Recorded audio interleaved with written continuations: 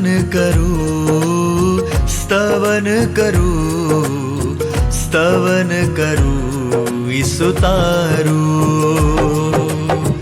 वचन सुनीने ग्रहण करूं सहु, तेने पंथे चालू। स्तवन करूं, स्तवन करूं, स्तवन करूं ईसु तारूं। પ્રિય મિત્રો, સ્તવન કાર્યક્રમમાં આપ સર્વનું સ્વાગત છે. આજના અભ્યાસમાં આપણે દાનિયેલના 9મા અધ્યાયમાં આગળ વધીશું. ડૉક્ટર ફિલિપ નેવેલ તેનું મૂલ્યાંકન કરતા કહે છે કે આ અધ્યાય આ પુસ્તકનો અને આખા બાઇબલના સૌથી મહાન અધ્યાયોમાંનો એક છે. તેના 2 મુખ્ય વિષયો પ્રાર્થના અને ભવિષ્યવાણી છે. 9મા અધ્યાયની 1 થી 21 કલમોમાં દાનિયેલની પ્રાર્થના છે અને બાકીની 6 કલમો આપણને 70 અઠવાડિયામાંની ખૂબ જ અગત્યની ભવિષ્યવાણી વિશે જણાવે છે. તો આવો આજના અભ્યાસમાં આગળ વધીએ.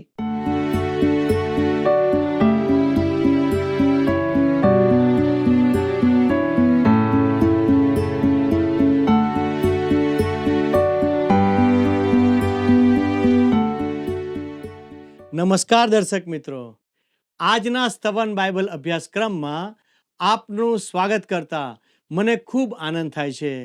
મિત્રો, આ કાર્યક્રમમાં આપણે પવિત્ર ગ્રંથ બાઇબલનો પદ્ધતિસર અભ્યાસ કરીએ છીએ અને આ દિવસોમાં આપણે દાનિયેલ પ્રબોધકના પુસ્તકનો અભ્યાસ કરી રહ્યા છીએ. વહાલા મિત્રો, દાનિયેલના પુસ્તકનો અભ્યાસ કરતા કરતા આપણે દાનિયેલના 9મા અધ્યાયમાં આવીએ છીએ. મિત્રો, 9મા અધ્યાયની દાનિયેલની પ્રાર્થના ખરેખર તેના પ્રાર્થનામય જીવનની પરાકાષ્ઠા રૂપ છે. દાનિયેલ જીવનભર પ્રાર્થનાવાદી માણસ હતો. આ પ્રાર્થના આપણને તેની પ્રાર્થનાની રીત જણાવે છે. પ્રાર્થનાની રીતભાત વિશે અહીં કેટલાક મૂળભૂત તત્વોની રજૂઆત છે. પહેલું, હેતુસર આયોજન. 3જી કલમમાં તેણે લખ્યું, હું ઉપવાસ કરીને, ટાટ ઓઢીને તથા રાખ ચોળીને, પ્રાર્થના તથા વિનંતીઓ કરીને શોધન કરવાને મારું મુખ પ્રભુ દેવ તરફ રાખી રહ્યો હતો. મિત્રો, પ્રાર્થના ફક્ત શબ્દોનો પુનઃ ઉચ્ચાર અથવા અલંકારિક વ્યાકરણવાળા સુંદર શબ્દ સમૂહ નથી. માથી 6 અને તેની 7મી કલમમાં પ્રભુ ઈસુ પણ કહે છે, અને તમે પ્રાર્થના કરતા વિદેશીઓની પેઠે અમથો લવારો ન કરો, કેમ કે તેઓ ધારે છે અમારા ઘણા બોલવાથી અમારું સાંભળવામાં આવશે. પણ આવી પ્રાર્થના તે ખરી પ્રાર્થના નથી. બીજી બાબત, કષ્ટમય રજૂઆત. ભલા મિત્રો, દાનિયેલે ઉપવાસ સાથે ટાટ પહેરીને અને રાખ લગાવીને પ્રાર્થના કરી. ભલાઓ, તેણે આવી પ્રાર્થના બાહ્ય દેખાવ માટે નહીં, પણ તેના હૃદયની ગંભીરતા, નિખાલસતા પ્રગટ કરવા માટે કરી હતી. ત્રીજી બાબત, સંપૂર્ણ સ્પષ્ટતા અને નિખાલસતા. ભલાઓ, દાનિયેલ પોતાની કબૂલાતમાં નિખાલસ અને સ્પષ્ટ હતો. મિત્રો, તે સીધો ઈશ્વર સાથે જ વ્યવહાર કરતો હતો. આજે આપણે પણ સરળ અને નિખાલસ પ્રાર્થના કરવાની ખૂબ જ જરૂર છે. ચોથી બાબત, સામર્થ્યવાન વિનંતી. દાનિયેલ જ્યારે બોલતો અને પ્રાર્થના કરતો હતો ત્યારે જ તેને જવાબ મળ્યો. ગાબ્રિએલ દૂતે તેને સમજણ અને ખુલાસો આપવા દર્શન આપ્યું હતું. તેને તેની પ્રાર્થનાના પ્રત્યુત્તર મળતા હતા. વાલા મિત્રો, પવિત્ર ગ્રંથ બાઇબલમાં જૂના કરારમાં 1 યોહાન 5 અને 14 જણાવે છે. તેના વિશે આપણને જે હિંમત છે તે એ કે જો આપણે તેની ઈચ્છા પ્રમાણે કંઈ માંગીએ તો તે આપણું સાંભળે છે. પાંચમી બાબત, વ્યક્તિગત અને ખાનગી.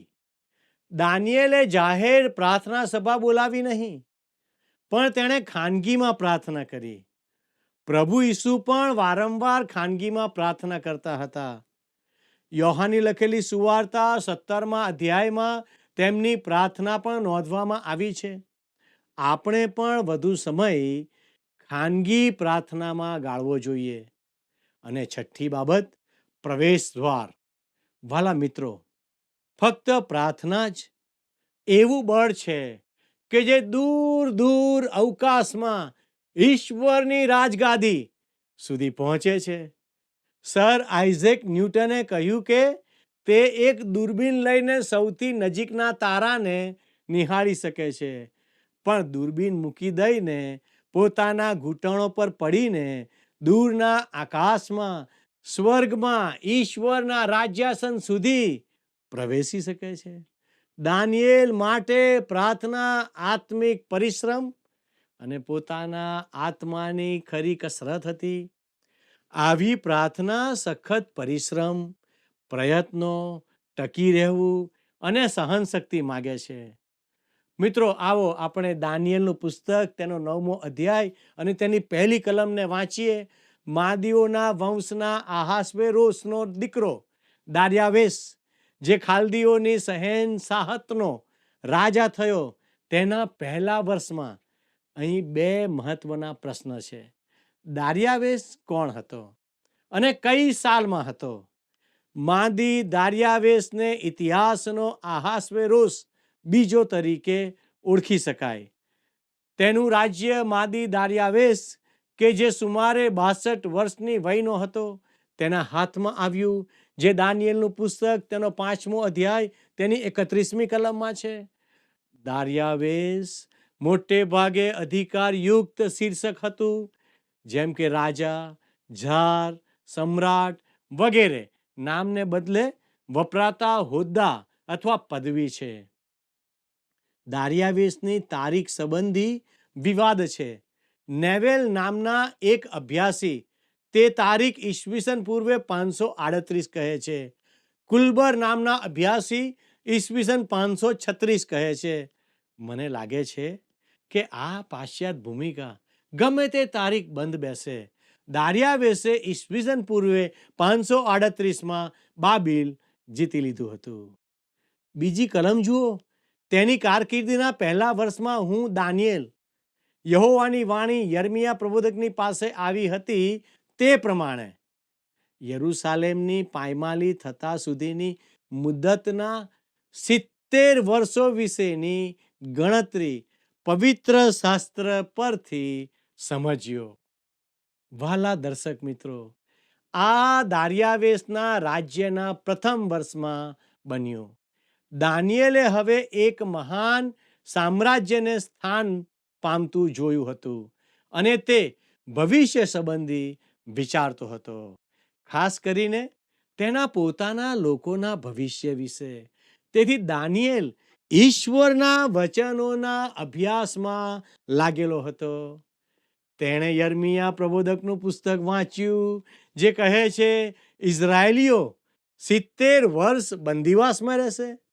આ અધ્યાયની તારીખ આશરે ઈસવીસન 537 છે. દાનિયેલ ત્યારે 85 થી 90 વર્ષની ઉંમરનો હશે. ઈસવીસન પૂર્વે 606માં તેને પકડી લેવામાં આવ્યો, ત્યારે તેની ઉંમર આશરે 17 વર્ષની હશે. તેનો અર્થ કે હવે 70 વર્ષનો સમયગાળો પૂરો થવાનો છે. હવેના સમયમાં ઇઝરાયેલ પ્રજાને પોતાના વતનમાં પાછા જવાની તક અપાશે. દાનિયેલ આ લોકો માટે ચિંતા કરતો હતો. વાલા દર્શક મિત્રો, મને લાગે છે કે તે 8મા અધ્યાયના નાના સિંગડા અંત્યોખસ એપિફેનિસ, જે સેલ્યુડ રાજ્યવંશનો સિરિયન રાજા હતો, તેનાથી ડરતો હતો કે તેની પ્રજા ઇઝરાયલની નિંદા કરશે અને મંદિરને અશુદ્ધ કરશે. આ બધું દાનિયેલ માટે ભારે ચિંતારૂપ હતું. વાલા દર્શક મિત્રો, જે પરિબળે દાનિયેલને આ પ્રાર્થના માટે દોર્યો હતો તે તો ઈશ્વરના વચનનો અભ્યાસ હતો. ઈશ્વરનું વચન ઈશ્વરની ઈચ્છાને પ્રગટ કરે છે. પ્રાર્થના પછી ઈશ્વરના વચનનો અભ્યાસ કરવો તે ઈશ્વરની ઈચ્છા પ્રમાણે કરવા માટેની રીત છે.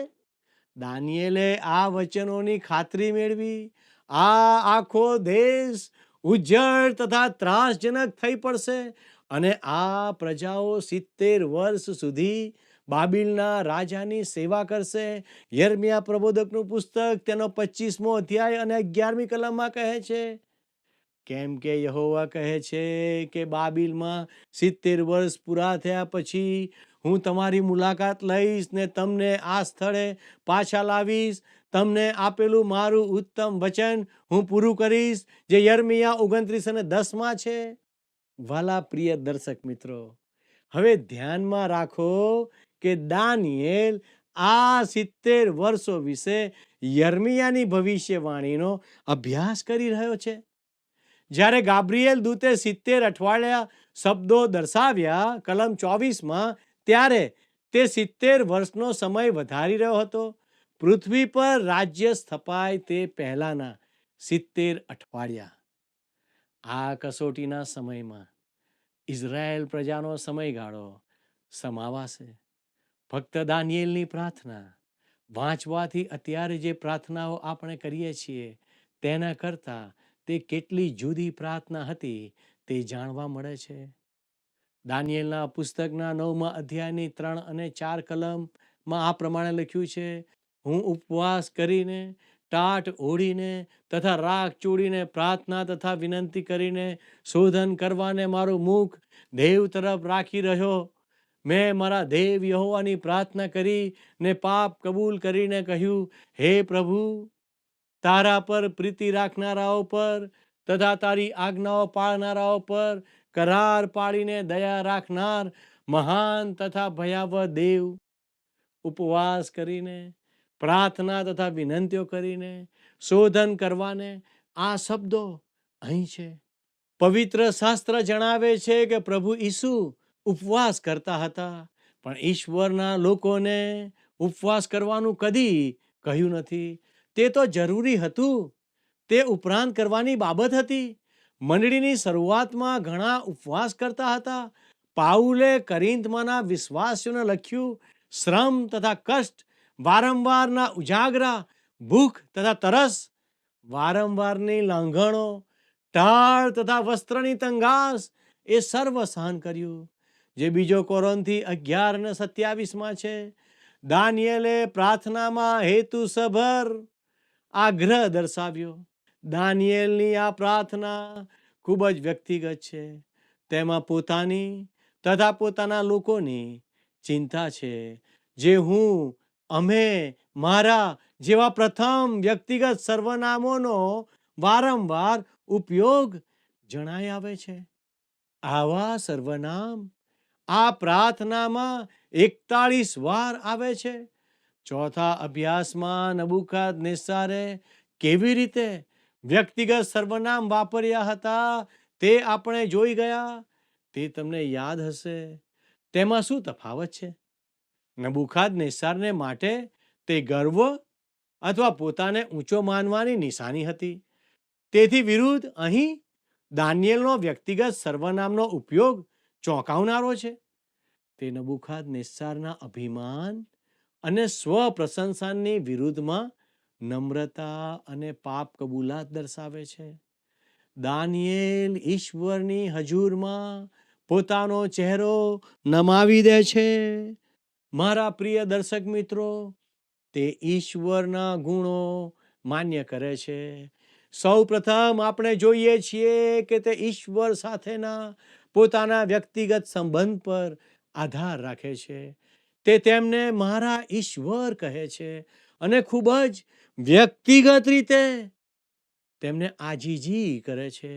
પોતાના પાપની કબૂલાત પહેલા તે ઈશ્વરની મહાનતા પર આધાર મૂકે છે. ભયાવહ ઈશ્વરનો ખરેખર અર્થ સન્માનને યોગ્ય થાય છે. કોઈ પણ વ્યક્તિ ઈશ્વર સાથે કદી રમત કરી શકે નહીં. દાનિયેલ સ્વીકારે છે કે ઈશ્વર કરાર પાળે છે, પ્રેમ કરે છે અને કૃપા કરે છે. તે ફક્ત વચનો જ આપતા નથી, પણ વચનોને પાળે છે. તે અવિચળ હોવાથી વિશ્વાસુ છે. તે કૃપાના ઈશ્વર છે. તેમની કૃપાથી જ ઇઝરાયેલ પ્રજા સુરક્ષિત હતી. તેમની કૃપાથી જ તમે અને હું આ ઘડી સુધી જીવતા છીએ. વાલા દર્શક મિત્રો, તેમની કૃપાથી જ તે આપણો બચાવ અને ઉદ્ધાર કરે છે. પવિત્ર ગ્રંથ બાઇબલમાં યર્મિયાનો વિલાપ 3:32 કહે છે, યહોવાની કૃપાને લીધે અમે નાશ પામ્યા નથી, કેમ કે તેની દયા અખૂટ છે. ઈશ્વર કૃપાળુ છે, પણ તે ઈચ્છે છે કે આપણે તેમનું સાંભળીએ અને તેમને આધીન થઈએ. વાલા દર્શક મિત્રો, હવે દાનિયેલની પાપ કબૂલાત ધ્યાનમાં લો. 9મા અધ્યાયની 5 અને 6 કલમ જણાવે છે, અમે તો તારી આજ્ઞાઓથી તથા તારા હુકમોથી ભટકી જઈને પાપ કર્યું છે, આડા ચાલ્યા છીએ, દુષ્ટતા કરી છે ને દંગો કર્યો છે. તારા સેવક પ્રબોધકો કે જેઓ તારે નામે અમારા રાજાઓને, અમારા સરદારોને, અમારા બાપ દાદાઓને તથા દેશના સર્વ લોકોને બોધ કરતા હતા, તેઓનું અમે સાંભળ્યું નથી. અમે પાપ કર્યું છે. તેનો અર્થ દાનિયેલ પોતાની જાતને પોતાના લોકો સાથે એકરૂપ ગણે છે. વાલા દર્શક મિત્રો, તેઓએ ઇઝરાયેલ દેશમાં ઈશ્વરની સામે બંડ કર્યું. તેનું પરિણામ તેઓના બંદીવાસમાં આવ્યું હતું. પોતાની પાપ કબૂલાતમાં તે બહુ ચોક્કસ છે. તે દરેક પાપને સ્પષ્ટ કરે છે. અન્યાય, દુષ્ટતા, બંડ, અનાજ્ઞાંકિતપણું અને પ્રબોધકોનું સાંભળવા નકાર. તે એક પણ પાપ બાકી રાખતો નથી. મારા પ્રિય દર્શક મિત્રો, આપણા પાપની કબૂલાત પણ આવી નિખાલસ હોવી જોઈએ. ફક્ત મેં પાપ કર્યું છે એટલું જ કહેવું પૂરતું નથી. આપણે જે પાપ કર્યું છે તે ચોક્કસ રીતે કહેવું જોઈએ. પાપની કબૂલાત સ્પષ્ટ હોવી જોઈએ. પ્રભુને સર્વ કહી દો. ઘણીવાર આપણું ભૂંડું પાપ આપણને ઈશ્વર આગળ કહેવાનું ન ગમે, પણ તે કહી જ દેવું જોઈએ. તે તો આપણી દુષ્ટતા અને પાપ જાણે છે, તો પછી ઈશ્વરને કહેવામાં શું વાંધો? આપણે ખુલ્લી કબૂલાત કરવી જ જોઈએ. ચાલો આપણે દાનિયેલ 9 અને તેની 7મી કલમ વાંચીએ. હે પ્રભુ, ન્યાયપણું તો તારું છે, પણ આજની પેઠે મુખ પરની શર્મિંદગી તો અમારી છે. એટલે યહૂદિયાના માણસોની તથા યરૂશાલેમના રહેવાસીઓની તથા તારી વિરુદ્ધ પોતે કરેલા અપરાધોને લીધે, એટલે પાસેના દૂરના દેશોમાં રહેતા સર્વ દેશોમાં જ્યાં તે તેઓને હાંકી કાઢ્યા છે, તે સર્વ ઇસ્રાયેલની છે. પાસેના દૂરના દેશોમાં રહેતા સર્વ ઇસ્રાયેલની, એટલે ઇઝરાયેલી પ્રજા વિખેરાઈ ગઈ હતી, પણ તેઓને ખોવાયેલા કહેવું અયોગ્ય છે. કેટલાક કુળો દાનિયેલ સાથે બાબિલમાં હતા અને અન્ય દૂર દૂર રહેતા હતા, પણ તેને ખબર હતી કે તેઓ ક્યાં છે. તેઓ ખોવાયેલા હતા તેમ તે કહેતો નથી, પણ તેઓ વિખેરાઈ ગયા હતા.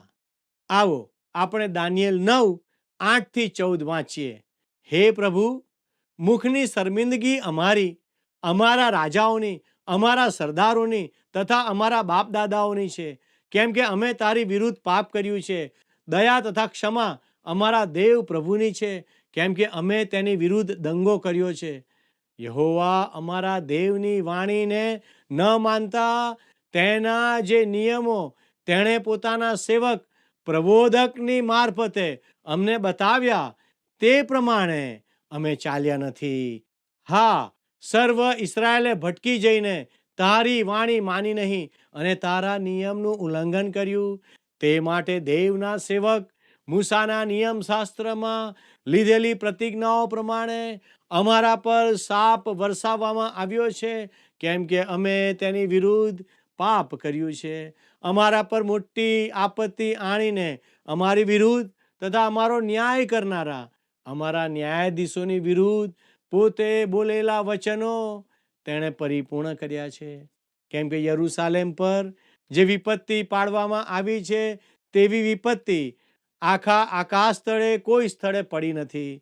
મૂસાના નિયમ શાસ્ત્રમાં લખ્યા પ્રમાણે આ સઘળી વિપત્તિ અમારા પર આવી પડી છે, તો પણ અમારા અન્યાયથી ફરવા માટે તથા તારું સત્ય સમજવા સારું અમે હજી સુધી અમારા પ્રભુ યહોવાની કૃપા મેળવવા માટે વિનંતી કરી નથી. એ માટે યહોવાએ યોગ્ય સમય જોઈને એ આપત્તિ અમારા પર આણી છે, કેમ કે અમારો દેવ યહોવા પોતે જે કરે છે તે સર્વ કામો ન્યાયયુક્ત છે ને અમે તેની વાણી માની નથી. મિત્રો, તમે નોંધ્યું હશે કે દાનિયેલ કેવી રીતે ઇઝરાયેલના પાપ વિરુદ્ધ ઈશ્વરની ભલાઈને રજૂ કરે છે. તે ઈશ્વરના ન્યાયપણા વિરુદ્ધ તેઓના ચહેરાનો ગૂંચવાડો જે તેઓની શરમ હતી તે જણાવે છે.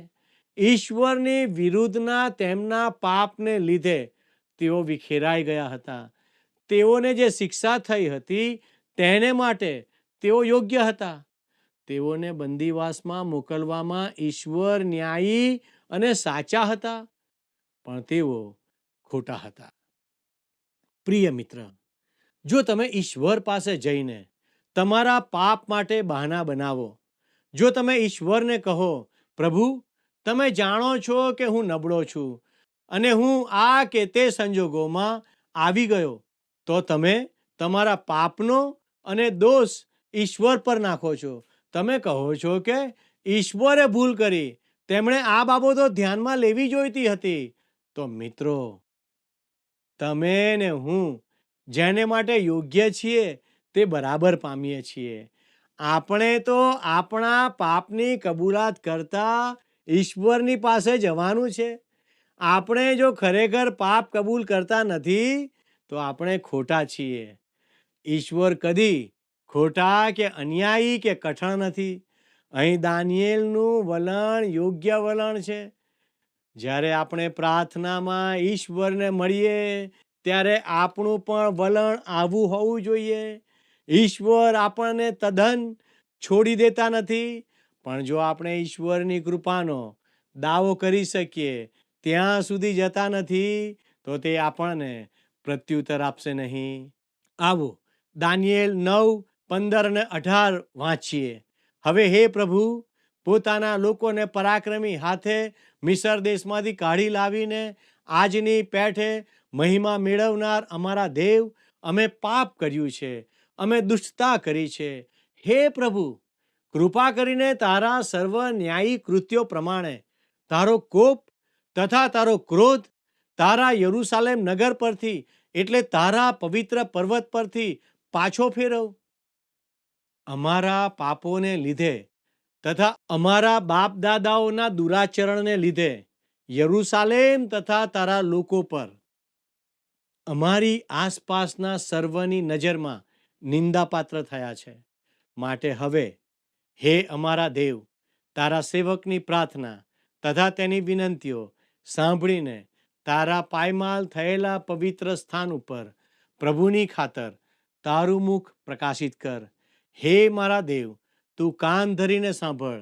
તારી આંખો ઉઘાડીને અમારી પાયમાલી પર તથા તારે નામે ઓળખાતા નગર પર નજર કર. કેમ કે અમે અમારી અરજો અમારા પોતાના ન્યાયી કૃત્યોને લીધે તો નહીં, પણ તારી મોટી દયાને લીધે તારી આગળ રજૂ કરીએ છીએ. મિત્રો, આ દાનિયેલની આજીજી છે. ઈશ્વર ઇઝરાયલને મિસરમાંથી બહાર દોરી લાવ્યા તે યાદ કરે છે. ઈશ્વરે તે ઇઝરાયલના નહીં પણ પોતાના ન્યાયપણાને લીધે તે કર્યું હતું. તેમણે તેઓની મુક્તિનો ખુલાસો પોતે જ મેળવ્યો હતો, લોકોમાંથી નહીં. નિર્ગમન 2:24 અને 25 લખ્યું છે, અને તેઓના દુઃખની કલાપીઠ સાંભળીને દેવે ઇબ્રાહિમની તથા ઈસાકની તથા યાકૂબની સાથેનો પોતાનો કરાર સંભાળ્યો. અને દેવે ઇસ્રાયેલ પુત્રને જોયા ને દેવે તેઓની ખબર લીધી. લોકો તરફથી ઈશ્વરને જે બાબતે અસર કરી તે તો તેઓનું દુઃખ અને આર્તનાદ હતા. બીજા શબ્દોમાં, ઈશ્વરે તેઓનું ભારે દુઃખ જોયું અને પોતાની કૃપા સંભાળી. હવે દાનિયેલ ઈશ્વરને તેમની કૃપાને લીધે તેઓને છોડાવવા કહે છે. જ્યારે ઈશ્વર આપણા પર તેમની કૃપા લંબાવે છે ત્યારે તે ન્યાયી છે, કેમ કે ઈસુ ખ્રિસ્તે આપણા પાપો માટેની સર્વ શિક્ષા પોતે ચૂકવી દીધી છે. પ્રેરિત પાઉલ રોમન 3:26 કહે છે તેમ, એટલે કે સાંપ્રત કાળમાં તે પોતાનું ન્યાયપણું દેખાડે, જેથી પોતે ન્યાયી રહીને ઈસુ પર વિશ્વાસ રાખનારને ન્યાયી ઠરાવનાર થાય. હવે દાનિયેલની લાગણીસભર વિનંતી જુઓ, જે 19મી કલમમાં છે. હે પ્રભુ સાંભળ, હે પ્રભુ ક્ષમા કર, હે પ્રભુ લક્ષ્ય દે ને આ અમારી અરજ ફળીભૂત કર, વિલંબ ન કર. હે મારા દેવ, તારી પોતાની ખાતર એ પ્રમાણે કર, કેમ કે તારા નગરનું તથા તારા લોકોનું નામ તારા નામ પરથી પડેલું છે. મિત્રો, આ તો દાનિયેલની પરાકાષ્ઠા રૂપ પ્રાર્થના છે. તેણે ઈશ્વરને તેની પ્રાર્થના સાંભળવા અને પ્રત્યુત્તર આપવા કહ્યું. તે પોતાની જાતને પોતાના લોકો સાથે જોડે છે અને કહે છે, અમે પાપ કર્યું છે. ઈશ્વરના નામનું અપમાન થયું હતું અને દાનિયેલ ઈશ્વરના નામ અને તેમના ગૌરવને માટે ચિંતાતુર હતો. તેની વિનંતીનો આ પાયો છે. હવે પછી જ્યારે પણ તમે પ્રાર્થના કરો ત્યારે દાનિયેલની પ્રાર્થનાને અવશ્ય યાદ કરશો. ઈશ્વર એ યાદ રાખવા આપ સર્વને સહાય કરો. આમેન. પ્રિય મિત્રો, દાનિયેલની પ્રાર્થના આપણા માટે એક નમૂનો પૂરો પાડે છે. આપણે પ્રાર્થના કરતા શું પોતાની જાતને નમ્ર કરીએ છીએ? શું આપણે બીજા લોકોને માટે પ્રાર્થના કરવાનો બોજ ધરાવીએ છીએ? યાદ રાખો મિત્રો, ઈશ્વર કોપ કરવામાં ધીમા અને કૃપા કરવામાં ઉતાવળા છે. ઈશ્વરે પોતાના પુત્ર ઈસુને જગતમાં મોકલી આપ્યા. આપણા પાપોની શિક્ષા ઈસુએ પોતા પર લીધી, જેથી આપણને સાર્વકાલિક જીવન પ્રાપ્ત થાય. દાનિયેલ પોતાના લોકોના છુટકારા માટે વિનંતી કરે છે, તેમજ ઈસુ આજે પણ આપણા ઉદ્ધારને માટે મધ્યસ્થી કરી રહ્યા છે. શું તમે ઈશ્વરની કૃપાનો સ્વીકાર કરવા માંગો છો? તો તમારું સમર્પણ ઈસુને કરી શકો છો. મિત્રો, હવે આજનો આપણો પ્રશ્ન છે, દાનિયેલની પ્રાર્થનામાં કેટલી વખત વ્યક્તિગત સર્વનામોનો ઉપયોગ કરવામાં આવ્યો છે? A7, B21, C41, D10. વાલા મિત્રો, ગત પ્રશ્નનો જવાબ છે સી, ગાબ્રિએલ. અમારા આજના પ્રશ્નનો જવાબ અને આ કાર્યક્રમ સંબંધી આપના પ્રતિભાવો અમને મોકલવા માટે અમારો સંપર્ક નંબર છે 94 29 37 56 10 9429375610. ધન્યવાદ. શું તમને આ કાર્યક્રમ ગમ્યો? અત્યારે જ અમને મિસ કોલ કરો.